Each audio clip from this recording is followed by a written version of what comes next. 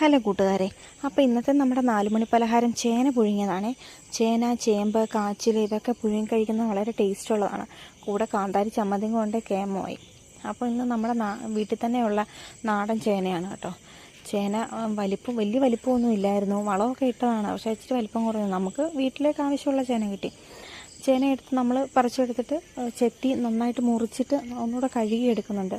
അതിനകത്ത് മണ്ണോ എന്തെങ്കിലുമൊക്കെ ഉണ്ടെങ്കിൽ പൊക്കോട്ടെ എന്ന് വിചാരിച്ചാണ്. അപ്പോൾ ഇത് 2 തരത്തിൽ പുഴുങ്ങാം. ഒന്ന് ആവിക്ക് വെച്ചും പുഴുങ്ങാം, അല്ലാതെ വെള്ളത്തിലിട്ടും പുഴുങ്ങാം. നമ്മളിത് വെള്ളത്തിലിട്ടാണ് പുഴുങ്ങുന്നത്.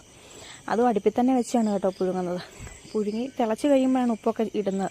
അത് കഴിഞ്ഞിട്ട് നമുക്ക് നല്ല കാന്താരി ചമ്മന്തിയും കൂടെ ആക്കിയാലോ. അപ്പം പറമ്പിൽ തന്നെ ഇഷ്ടംപോലെ കാന്താരിയൊക്കെ നിൽപ്പുണ്ട്.